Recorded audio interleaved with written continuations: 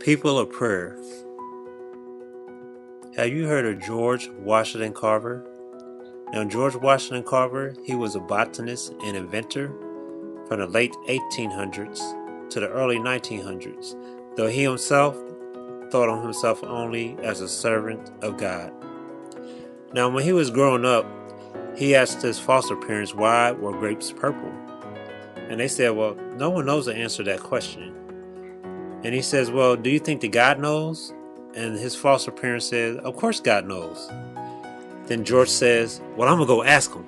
And he left the room. Now his foster father thought that George shouldn't be like that, as if God is just outside around the house waiting for George to ask such questions. But George knew that God had a listening ear, and he wants to ask questions. You see, there was no Siri, there was no Alexa, neither was there Google. But George knew that there was a God in heaven who knows all. Matter of fact, George asked God about the universe and its purpose. And God said, that's a big question. Let's tone down that question a little bit, George. So George asked, well, what's man's purpose, God? And God says, that's a big question too. Let's tone down that question a little bit. So George says, okay, well, what about the peanut? What is its purpose? And God says, now that's more your size, George. But even a peanut is infinite. So what do you want to know about the peanut, George? And George says, well, can you make milk from the peanut? And God says, well, do you want good Jersey milk or just plain boarding house milk? So George and God would have these conversations over and over again, where George would continually ask these questions.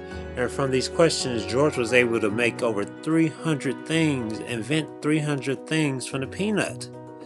And among these things were cosmetics, medications, dyes, and food. Now, by 1938, peanuts had become over a $200 million industry, and many people wanted to be part of it. Matter of fact, the inventor of the light bulb, Thomas Edison, offered George Washington Carver a job. Matter of fact, many people offered him a job. But George Washington Carver, he wasn't interested in the money, nor was he interested in the fame. Instead, he decided to work and share his knowledge at Tuskegee Institute. And one of the things George actually said was, God gave me all this, so how could I sell them to someone else? You see, George, he was a listener, and he was always listening to God. Matter of fact, he said, reading about nature, now that's fine. But if a person walks in the woods, and if they listen carefully, he can learn more than what's in a textbook, for they speak with the voice of God. See, George would often, you know what he did every morning? He would wake up early in the morning. Then he would go into the woods, and this would be about 4 a.m. in the morning. And he would talk with God all the way until it was time for him to go to work or the lab, which he called God's little workshop. So he was always listening and asking God. Now I ask you the question.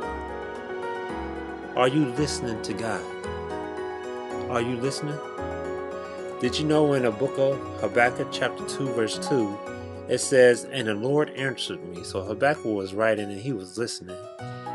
And it says, God said, write the vision and make it plain upon tablets, that he may run that readeth it. He said, write the vision. So God was telling Habakkuk a vision.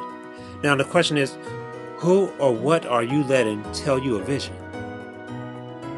Is it a television that you're listening to? Or are you listening to the Word of God? You know what the Word says in Matthew chapter 7 verse 7? I know you know it. It says, ask and it will be given unto you.